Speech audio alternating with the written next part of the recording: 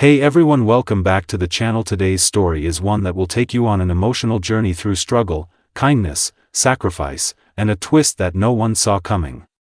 It's about a poor single dad who had almost nothing to give, yet gave everything when it mattered most. It was a cold evening, the kind where the wind cuts through worn-out clothes and makes even the strongest people shiver.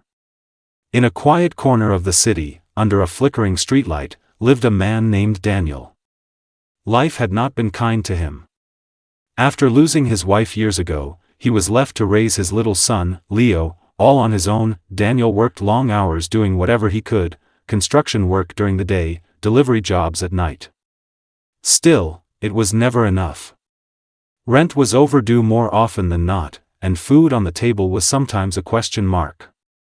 But no matter how hard life got, Daniel had one rule: his son would never feel unloved. That evening, Daniel and Leo were walking home after picking up some leftover bread from a nearby bakery that sometimes showed them kindness.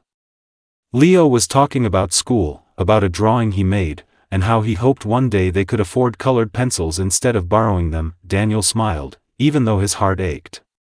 He wished he could give his son the world. As they passed through a quiet alley, a shortcut Daniel often took, he suddenly stopped. There, lying near a pile of discarded boxes, was a young girl. She looked no older than 10 or 11. Her clothes were soaked, her face pale, and her breathing faint. She was barely conscious. Leo clutched his father's hand. "Dad, is she okay?" Daniel rushed over and knelt beside her. He gently tapped her shoulder. "Hey, can you hear me?" No response. He checked her pulse. Weak, without thinking twice, Daniel took off his worn-out jacket and wrapped it around her. He looked around, but the street was empty. No one else was there. No one else had stopped. He had a choice. He could walk away. After all, he barely had enough for himself and his son. Or he could help. Daniel didn't hesitate. "Leo, we're taking her home." Their home was small, barely a one-room apartment with peeling paint and a leaky ceiling. But that night, it became a place of hope. Daniel laid the girl on their only bed while Leo sat quietly, watching with concern. Daniel boiled some water, found an old clean cloth, and gently wiped the dirt and cold rain from her face. "Dad, will she be okay?"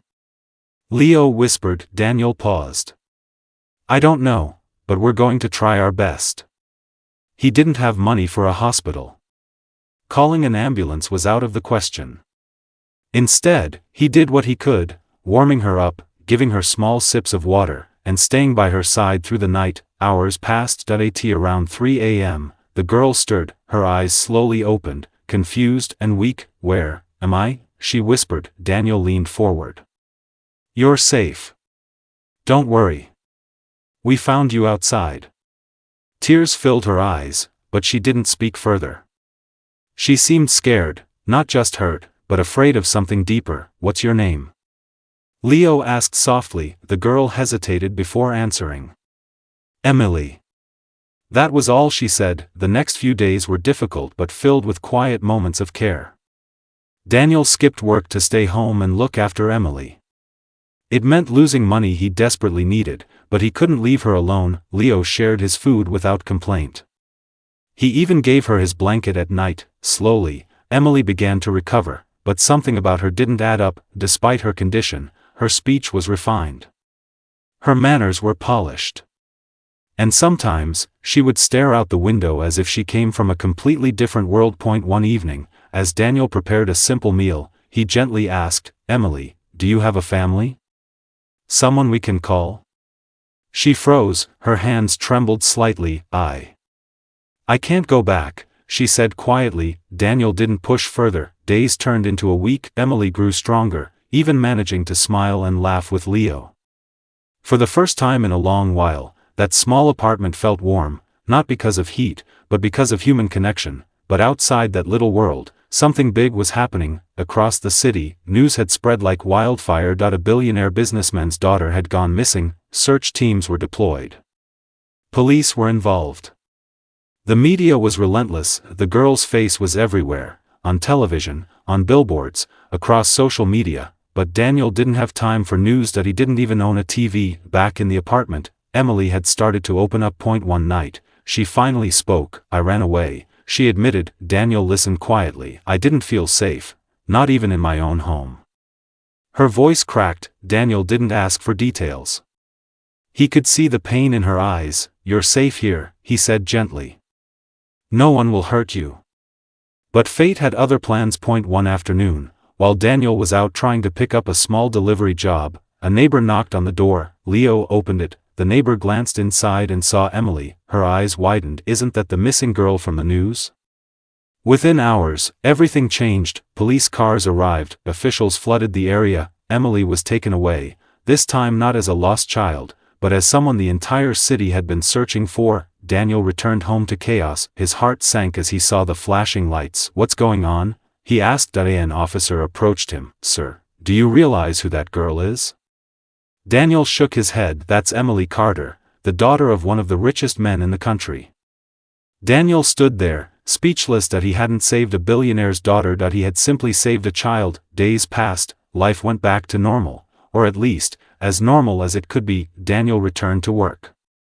Leo went back to school, but something felt missing. The apartment felt quieter, emptier. Then one morning, there was a knock on the door. Daniel opened it, and froze. Standing there was a group of well-dressed individuals, and in the center of them, Emily. She ran forward and hugged him tightly. I missed you, she said. Daniel's eyes filled with tears. Behind her stood her father, a powerful, commanding man who looked completely out of place in that humble setting. That he stepped forward. I don't know how to thank you, he said sincerely.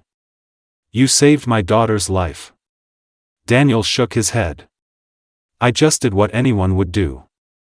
But the man knew that wasn't true. Not everyone would have helped, not everyone would have sacrificed what little they had. He handed Daniel an envelope. Inside was more money than Daniel had ever seen. Daniel looked at it, then looked back up. I can't accept this, he said. The man was surprised.